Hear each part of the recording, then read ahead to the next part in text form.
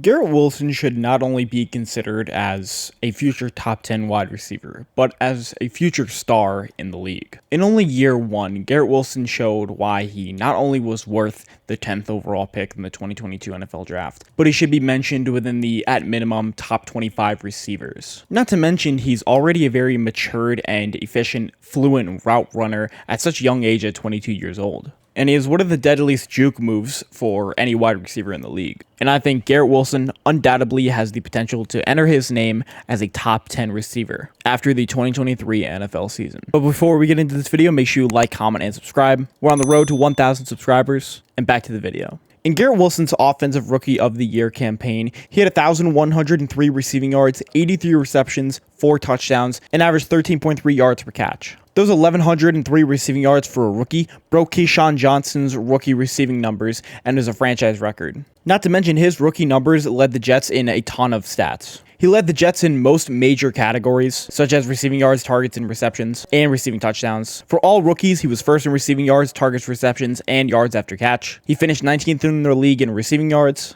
He was 13th in total targets and 19th in yards after catch. A special highlight for Garrett Wilson is his yards after catch ability. Garrett Wilson was able to create a ton of big plays through the air, and as we highlighted before, his juke ability is insane to shake defenders. One-on-one, Garrett Wilson is an immediate mismatch. Garrett Wilson had the 5th most total yards versus man coverage according to PFF, and was the 10th highest graded receiver versus man coverage. Oh, and he did fine in zone coverage as well. He was the 15th highest graded receiver versus zone coverage in 2022. And we haven't even mentioned yet his quarterback situation in 2022. Garrett Wilson dealt with the musical chairs of quarterbacks in 2022. For the majority of the season, it was Zach Wilson. Fun fact about Zach Wilson, he sucks. Was the worst qualified passer in the league in 2022. And then the other 10 games of his season were mixed in between Mike White and Joe Flacco. Here's a very not so fun fact about the Jets. They had the 3 worst quarterbacks according to passer rating for PFF in 2022. Per minimum 100 snaps. Zach Wilson at 1, Joe Flacco at 2, Mike White at 3. And Garrett Wilson put up 1,100 yards with those guys. With Zach Wilson, he didn't have a 100-yard game. But with Mike White and Joe Flacco, he had multiple 100-yard and 2-touchdown games, including against the Bears and the Browns. He was out here carrying the Jets offense without Breece Hall. Speaking about the Jets' passing offense,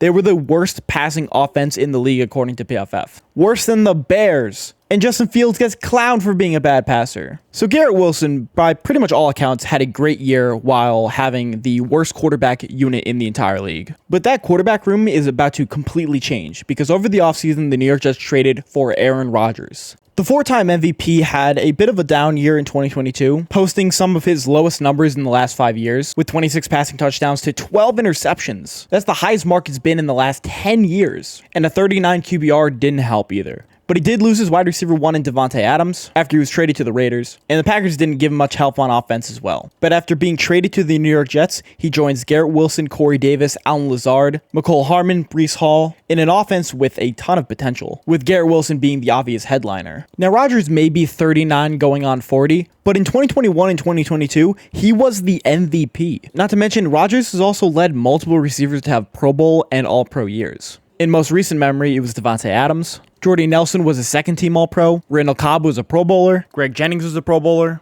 I put the team on my back, dude. Fuck it. And I predict that Garrett Wilson will be the next Pro Bowler on that list. Garrett Wilson should not only take strides as a wide receiver in year 2, but he should also take strides in the fact that he's going to have a more consistent and elite quarterback in Aaron Rodgers. Aaron Rodgers is considered one of the most efficient quarterbacks of all time, and he is the highest passer rating in NFL history. And Garrett Wilson will nicely fit in as Aaron Rodgers' wide receiver 1, who he can target down. I think it should be no surprise to any NFL fan to see Garrett Wilson be one of the leaders in receiving yards, receiving touchdowns, receptions, and fantasy points. Garrett Wilson will officially enter his name as a top 10 receiver after the 2023 NFL season. He has the potential to even eclipse 1,400 yards and 10 receiving touchdowns, and I can say that with confidence.